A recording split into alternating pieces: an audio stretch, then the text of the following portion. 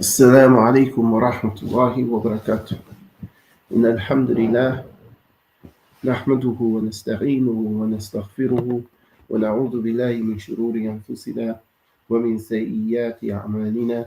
من يهده الله فلا مضل له ومن يضلل فلا هادي له، وأشهد أن لا إله إلا الله وحده لا شريك له، وأشهد أن محمدا عبده ورسوله.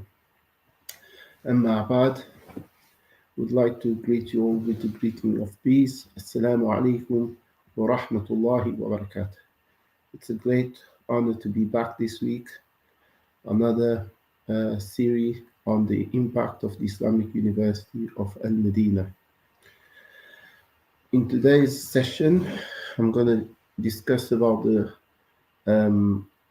the training that the University of Medina provides and in what it is built upon, which is actually not quite known amongst the people. The Islamic University of Al Medina builds the du'ats of the shuyukhs into four categories when it comes to become a da'iyah from the da'wah perspective. The first is the knowledge-based preparation. There is a lot of emphasis given in this aspect, as we all know, is a university academic institution. The second is the spiritual preparation. There are certain practices in between the rules of the university that is compulsory for students to adhere to. So that goes to build our spiritual aspect, especially back in the days. Now less, but up to the early 2000s, the university used to have a lot of emphasis for students to go for Fajr, knocking doors, to ensure that everyone would attend the masjid, no one would be, coming late to the masjid. These were aspects highly emphasized by the university.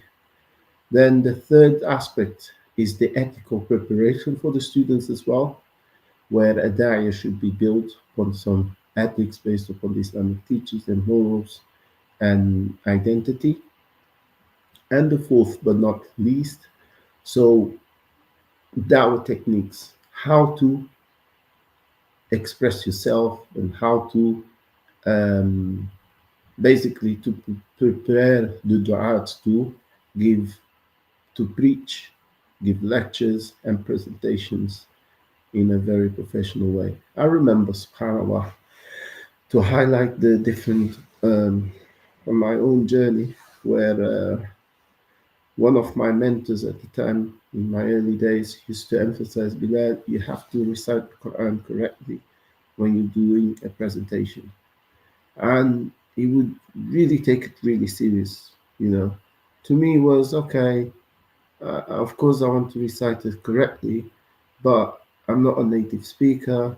I would bring 1 million excuses on why I wouldn't push myself more and further in order to perfect my recitation or my pronunciation, or even to increase my memorization. So he used to highlight immensely the importance of memorizing the Quran and reciting it correctly. Especially while I was learning in the early stages, it was quite challenging. But he wouldn't take it easy on me. He would be very serious. And I didn't understand, why is he so serious? And of course, we know why. First, it was for the purpose of tarbiyah and my cultivation as a future da'iyah and preacher or a sheikh. And of course, this is part of the Islamic traditions when it comes to anyone who teaches Islam or anything of that nature. So, when it comes to what does the Islamic University of Medina emphasizes when it comes to knowledge and scientific knowledge, when it comes to the preparation of the da'ats. First and foremost, the Islamic University of Medina had the mission which is it was funded founded with the purpose to spread the message of Islam through different areas. First, preaching, da'wah, then education, then to foster Islamic values and deep commitments to faith, and the fourth was to produce scholars, fuqaha, and du'ats. Okay, very well versed in Islamic and Arabic studies. Bearing in mind that it's an international university, and we have, of course, no native speakers attending the university. Um, in terms of the academic programs, they have um, the Islamic University. In order to fulfill its mission, the university offered specified academic programs through the colleges and faculties.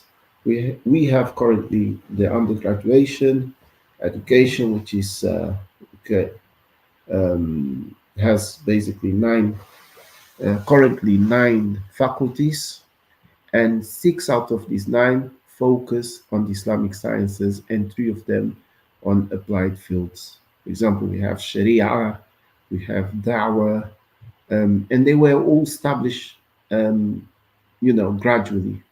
The university didn't immediately start with all these colleges, but it started gradually. The first faculty that the Islamic University had was Sharia, which was established in 1961, the year which the university was founded.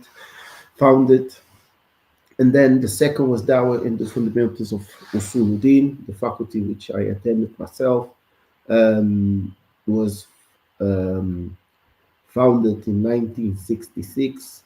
And then the third faculty was the Kuliyatul Quran al Kareem wal Ulum al Islamiyah and Islamic Studies, which was funded in 1974. Then we had the Kuliyatul Lugha, the Faculty of Arabic Language, was founded in 1976. And then we had the Kulliyat al-Hadith wa Ulum al-Islamiyya, the Faculty of Hadith and Islamic Sciences, was established in 1977. Then we had the Faculty of Science, which was established in 2008. Then we had the Faculty of Computer Science and uh, Information System, was established also in 2008. Then we had the third non directly Islamic Sciences faculty at the Islamic University of Medina, was the Faculty of Engineering, which was established also in 2008. And then we have the sixth faculty, which is the Faculty of Law and Islamic Jurisprudence, which I personally only came to know about this faculty recently, um, which is something, even though I was at at the university at the time, but wasn't something I was familiar with, because it was in Kulliyat Sharia, a new department in between the Kulliyat Sharia.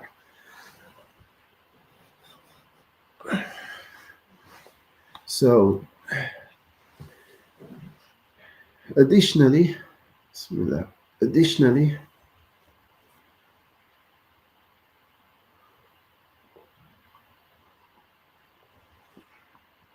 additionally, the university established a few other programs. The Arabic Language Institute for non-native speakers, which I was there. Then we also had pre-university education institutions. They had a Thanawiyya and Mutawassita. A Thanawiyya, the secondary institute, was established also at the very start of the university. And then Al-Wasatiyya was also established a few years back at 1966. We also had Dar Hadith Institutes in Medina and Mecca, which was also established by the Islamic University of Medina. We know Dar Hadith in Sittin in Mecca. and where the students would do a Thanawiya, secondary school, and that would build them to even after to go to the Islamic University of Al Medina.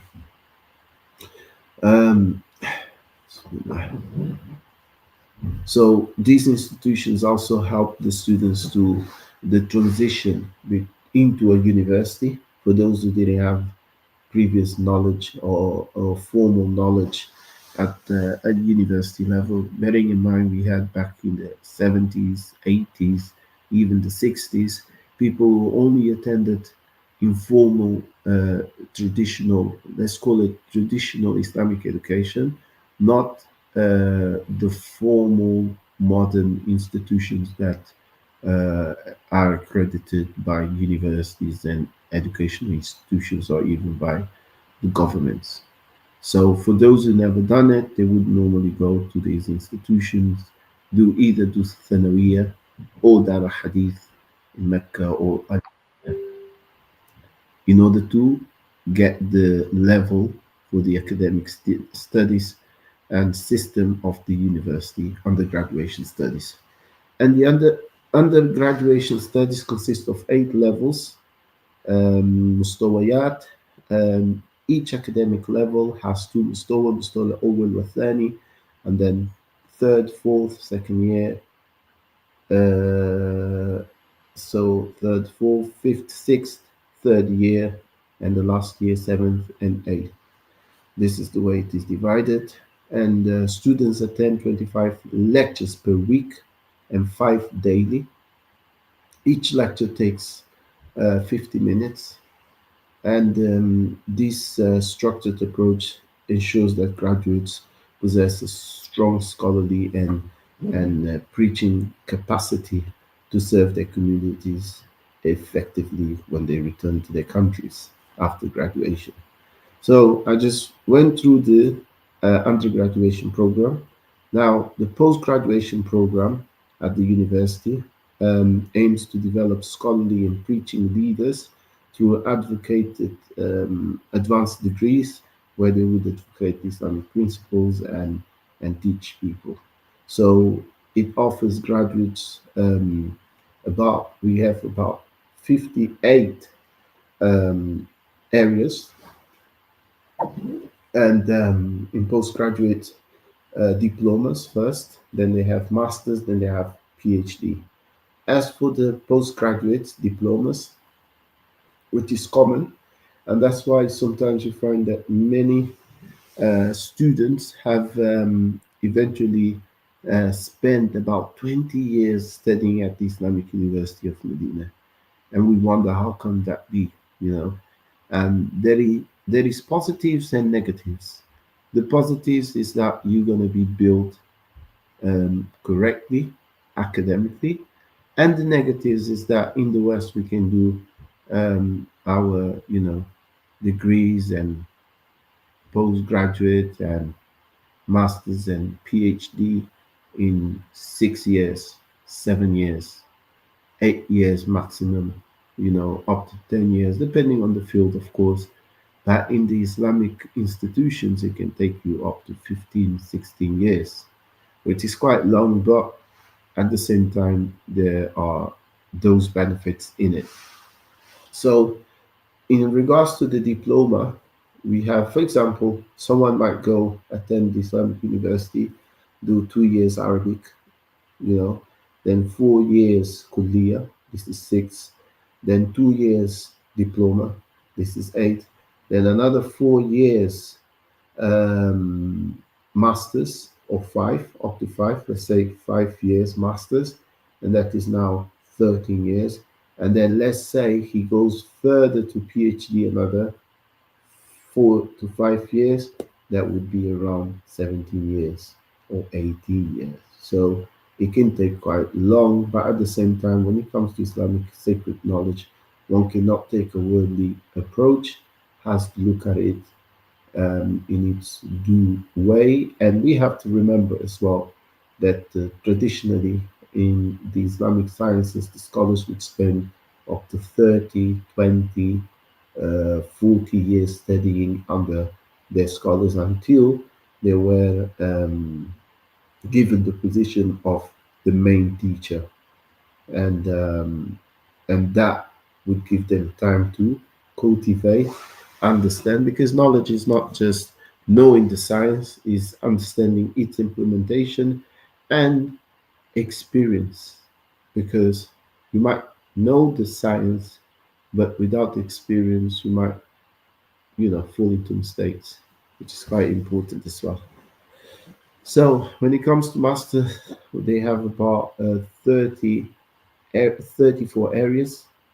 So in diploma, they have four specification. One is Islamic Dawah and Culture, Guidance and Counseling, Arabic Language Skills, Media and Communication. Masters, we have Islamic Jurisprudence, Usul al-Fiqh, Islamic Economics, Law and Jurisprudence, Theology, Comparative Religions and Sects, Studies, Dawah and Islamic Culture, Islamic History and Civilization, Educational Psychology, Arabic Linguistics, Literature and Rhetoric, Media and Communication, Renewable Energy, Mechanic and Robotics, Physics, Chemistry and Mathematics, Data Science and Cybersecurity. So when it comes to PhD at the Islamic University, um, we have you know about 21 specifications. Just to give you an example, the objective first and foremost is to developing scholars and academic leaders in the Islamic and applied sciences. So we have Islamic jurisprudence, fiqh, usul fiqh, Islamic اقتصاد الإسلامي, Islamic economics, legal and judicial system, Islamic uh, qada, judge, theology, sects and um, articles of faith. Then we have Dawah and culture, Islamic history, modern and ancient history, Islamic civilization, Islamic education foundations and teaching methods, then educational and administration. We have Quranic qira'at, Quranic styles of recitation, tafsir and Islamic Quranic sciences, linguistics, Arabic literature, Sunnah and jurisprudence, and its source, these sciences. So these are the different academic um, fields we have in PhD. So when it comes to the Arabic language training for non-native speakers such as myself, your Arabic as the foundation of Islamic studies. We all know that since Arabic is the language of instructions at the Islamic University, so mastering is a pre-requirement for the undergraduate students. So we know Arabic speakers who come from different countries in the world. We attend the Mahat Talim al-Lugha, the Institute of Language. So the Institute provides a structured linguistic preparation program that spans 4 year academic levels, مستوى الثاني الثالث والرابع, across 4 semesters. Students develop an essential skill in reading, writing, listening, and speaking, enabling them to excel in their academic pursuits. So the graduates of the Arabic Language Institute, Mahat Talim al-Lugha, um, since it was established, the institution has successfully graduated in 2015 7,880 students. That's quite good. And then we have uh, the law of language growth. So the Islamic University emphasizes the importance of maintaining Arabic proficiency. Among scholarship students, many international students tend to revert to their native language, return to the, yes, translate or interpret Islamic to their native language. So, especially outside the classrooms, we constantly speak non-Arabic, which is hinder their Arabic fluence after graduation. Of course, we get weaker after graduating. And interesting, I started to speak Arabic more after leaving Medina. And while in Medina, I would speak regularly, but um, I didn't have an intimate relationship.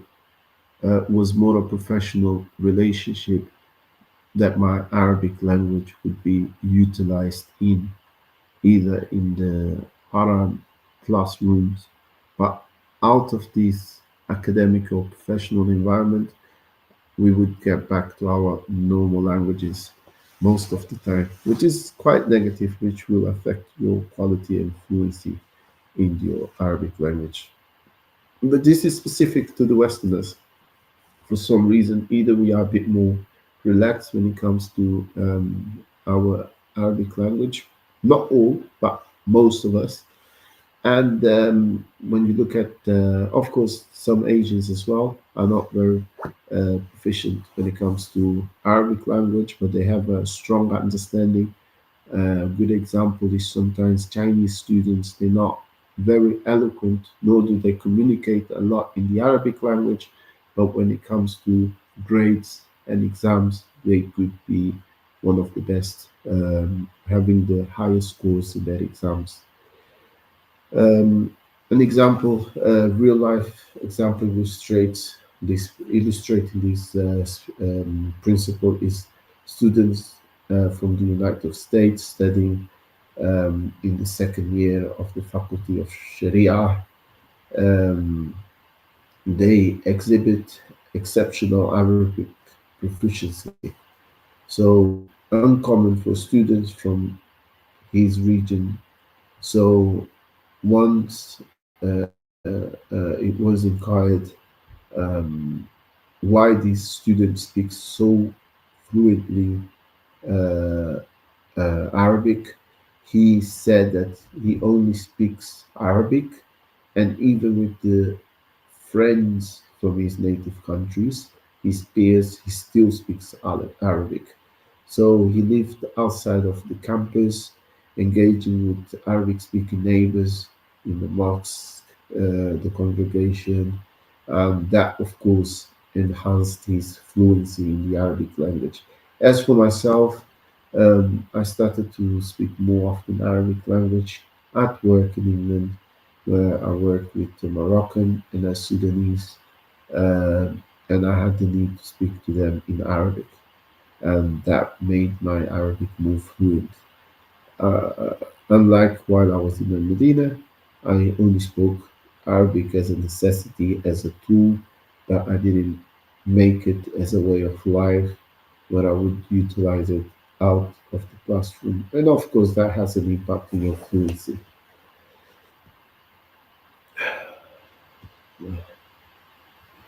So, in Medina, we have also extracurricular programs. Islamic University offers a variety of extracurricular programs aiming to refine the students' talents, developing leadership skills, and enhancing our academic and social experiences. So we have knowledge society, so each faculty supervises specified scientific societies related to its field of study. For example, um, pardon me, just to clear my nose.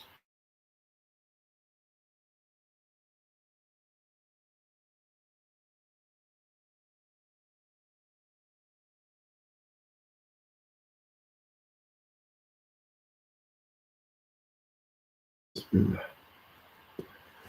Sorry, Bismillah. So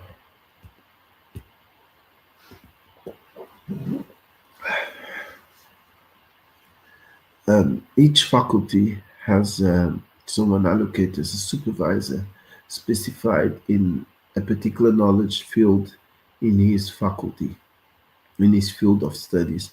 So these societies or programs, I rather call it programs, foster research, scholarly discussions, and academic excellence in order for the students to debate.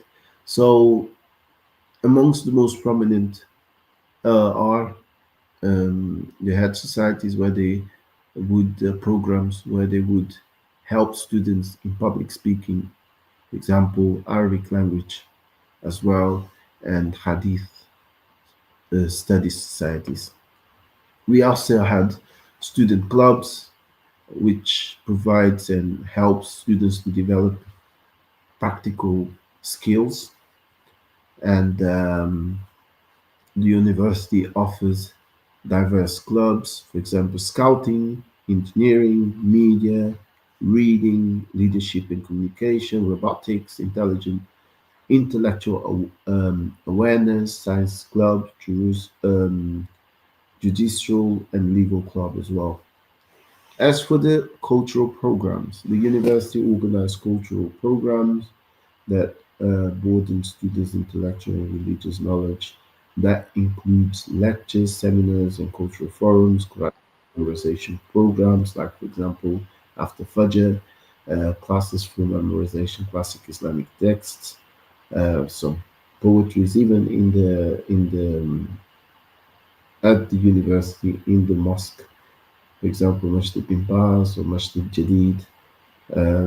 They had programs where students would memorize books, poetry competition. I remember one of the best poets during my time at the Islamic University were students from Senegal. They were extremely eloquent in the Arabic language to an extent that even the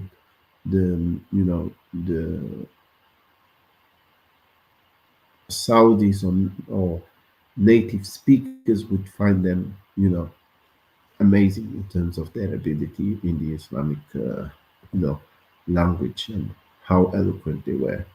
We also have, in terms of extracurricular programs, the University of Social Programs.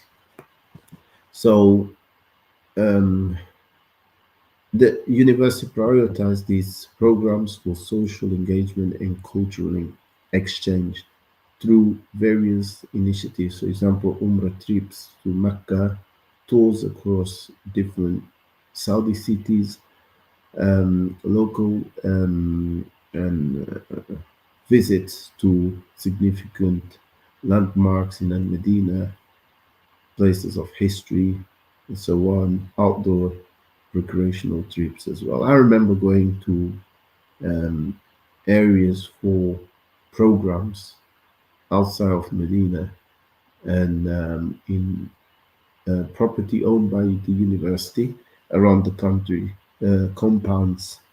And then we have a program there. Sometimes it would take 2 hours driving, 3 hours. Remember taking my own car and going as well with an American neighbor of mine who was the mandub of the American students at the time. Additionally, the students can participate in Hajj season activities where the students assist in overseeing, um, for example, sacrificial offering and in collaboration with the Islamic Development Bank. Sometimes translation, uh, translation work as well. There's myself, sometimes I will be requested to give dawah to special guests or attend gatherings where special guests would come, non-Muslims sometimes, or celebrities sometimes. And these were activities that are commonly practiced or students are on a regular basis invited, which is extracurricular, where we learn a lot as well through it. And one of the major and most successful extracurricular program of the university is Al-Ma'rad Al-Thaqafi, which is the um, uh, cultural festival of most of the nationalities or nations at the university. That became extremely famous. It started in 2012, and this event allows students to showcase their home countries, highlighting, for example, economic, social, and political landscapes, population demographics in Muslim communities, cultural, traditional, and attires and cuisine. And this is, I believe, is a very positive from multiple angles. For example, it, you educate others about your country. You you also educate people about, by educating them about your country, you're educating them about the positives that can be implemented from an economical or social and even political perspective. So I've learned so much through it. And you learn about the, under the Sukan, the population, demographic, the number of Muslims, Muslim minorities, conditions in which the Muslims live, and it's quite interesting, very, very, beneficial. You know, the university also have physical fitness and teamwork. Like they have tournaments, football, basketball, volleyball, martial arts, and self defense, and other aspects as well. They also have training for development courses. So where the university tries to help the students to develop skills. For example, mind mapping techniques and computer literacy and graphic design, calligraphy and artistic script writing, project management, academic writing and research methodology, speed reading. So this is something that I attended in a couple of them as well. Even Dawah training, online Dawah techniques, and courses and workshops of that nature.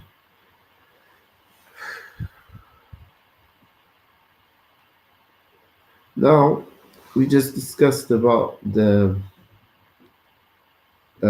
academic and knowledge-based development that the university emphasizes, but now, inshallah, we're going to start about the spiritual faith development, which is the second aspect where the university builds a student to become a daya. How the university builds a daya or a preacher or a scholar.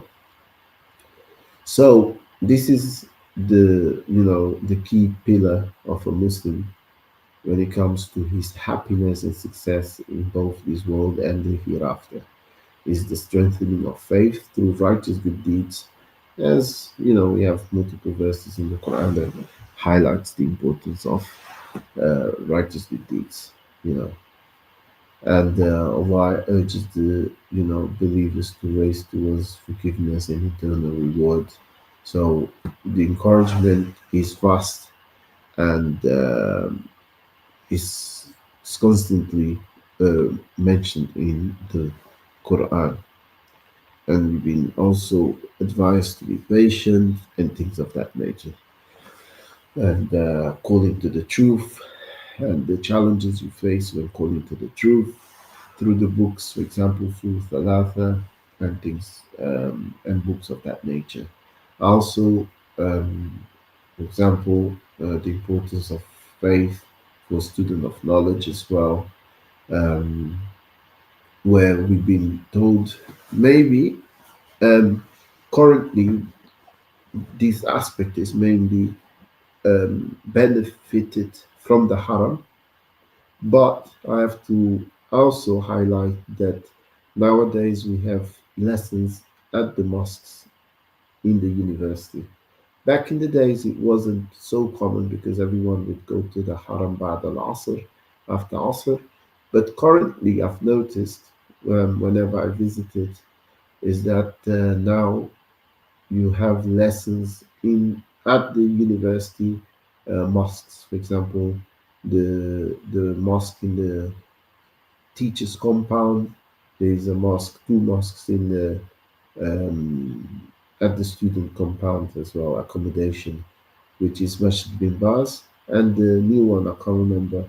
I think is Mufti Muhammad Ibrahim, that the name of that mosque. But at my time, we used to call it Masjid Jadid, which is the new building. So through these lessons, um, we are encouraged to prioritize worship, strengthening our iman, purifying our hearts, and advanced in right to be, to do righteous good deeds. Um, so, the key pillar of faith for a student of knowledge, the first is sincerity in seeking knowledge. This is even, subhanAllah, constantly highlighted in our, we call it Ka'ah at the lectures, where these teachers would, subhanAllah, encourage us to be sincere and advise us. I remember in one occasion, subhanAllah, I had a difficult situation that I came across or I faced in Dawah in England, where I didn't know how to react, where I was physically abused by someone who showed uh, animosity towards Muslims and Islam. And I was like, what should I do? Should I fight back? Should I defend myself? Should I run away? What should I do? And it was, an interesting debate where we saw different perspectives.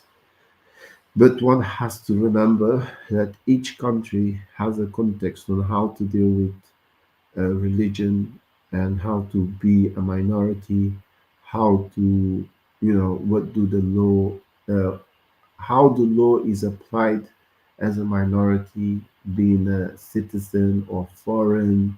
So all these aspects, of course, they contribute in the conclusion.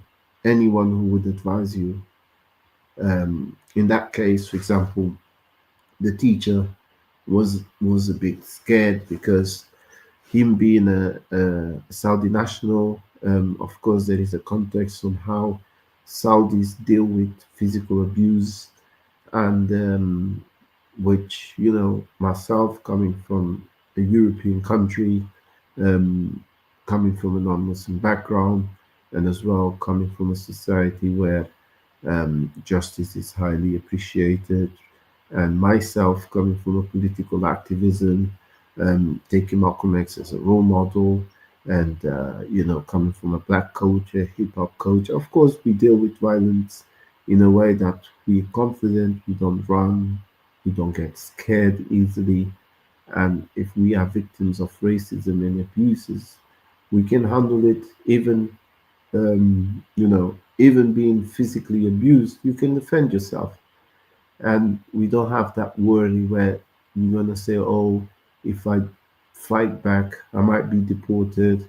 Oh, there might be an injustice because that guy who verbally or attacked me is English, and the police officer, English meaning in terms of race and ethnicity, white, Caucasian, English man abused a black Caribbean or African man."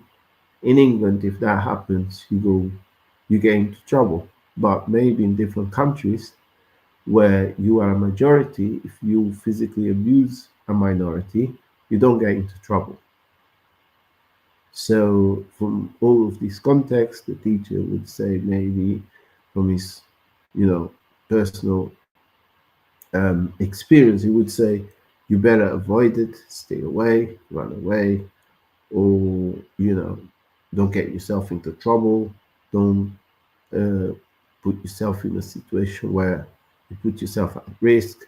Of course, these things is not something you plan to be.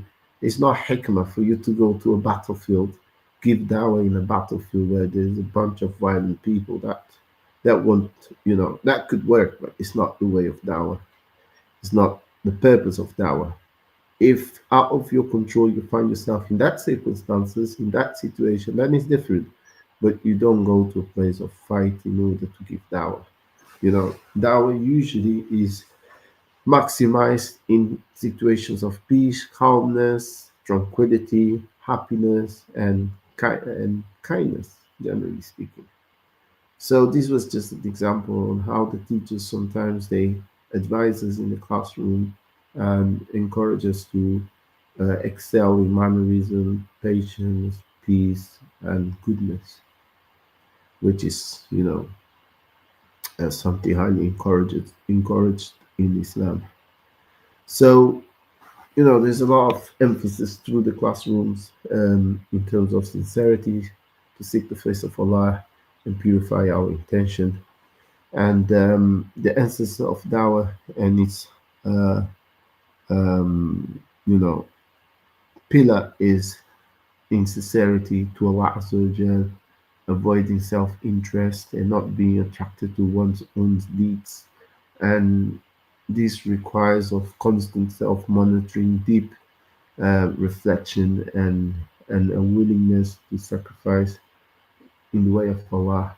And a sincere da'iyah caller to Islam is characterized to be patient, humble, and with good character. So these are basically from the things that we constantly reminded, and also aspects where Shaitan only wants us to, be divided and hate one another, for example. So other aspect is the first is the sincerity. The second aspect, which we constantly reminded in between the lessons at the university, which is the central role of the prayer in our lives. And Salah is the highest priority for a student of knowledge. So we constantly um, reminded about the importance and the aspects of prayer. And subhanallah, it reminds me that many of our teachers, when it comes to subhanallah, the stories of the Salaf, they would constantly mention that they were regular in their Sunnah prayers, in their all the Sunnah prayers after Fajr, before Fajr, Qiyamul Layl, Witr. These are constantly highlighted aspects in our day-to-day lives at the university. So the Islamic University has facilitated transportation for the students to the Haram Masjid al-Nabawi, um, which is another aspect where they encourage and facilitate the students to increase their spiritual and faith development. Another aspect was which we constantly reminded between our classrooms and even in between the curriculum, ahadith, which encourages the remembrance and glorification of Allah Azza wa Jal. The student of knowledge should keep their tongue moist with the remembrance of Allah, and that is through the morning adhkar, evening, so seeking forgiveness frequently, sending abundant salutation upon the Prophet sallallahu alaihi wasallam. And that these kind of practices, we constantly reminded that they increase us in faith, bring tranquility to the heart, and strengthens our connections with our Creator, Allah Azza wa Jal. So another important aspect also that we are constantly reminded and we work on is to dedicate ourselves to the Quran. And the Quran being the ultimate source of guidance for a student of knowledge, it only fits him to engage and make part of his daily routine. So we encourage to recite the Quran, because even that we have Quran in our curriculum. In part of the curriculum is Quranic memorization, tafsir of Quran, styles of recitation, and ulum al-Quran, sciences of Quran. So the Quran is essential in our curriculum and day-to-day practices and lessons in the university. So that is an aspect which we are encouraged to engage in. which is through the recitation, regularly memorization portions of it, reflecting over its meaning, and implementing its teachings into our lives. So, this is a part which um, is there in order to a student to engage with, and this will, as an outcome, have an impact in our faith, deepening the understanding, expanding our hearts, and illuminating with divine wisdom. I remember, subhanAllah, it's quite interesting. I actually had to repeat that subject, which was subhanallah. I sincerely don't understand how and why, but I felt in one subject on tafsir. And I was quite good. I don't know what happened, and I was quite close to the teacher as well. And it was me and another Dutch student who were maybe a bit more devout, and we knew the sheikh. He was actually a teacher in Masjid al-Nabawi. He was a scholar. He wasn't an average teacher because at the university you have teachers, professors, and then you have scholars. So we were taught by the scholar. And for some reason, that scholar felt just me and him. For some reason. I honestly don't know why and how I felt that subject. There are subjects that I found it very challenging, but not that particular subject. And I remember, subhanAllah, the Sheikh gave us a task to memorize, no, to give the tafsir in front of the entire classroom. And he gave us surahs where we should, um, each one of us give the tafsir of that chapter in the Quran.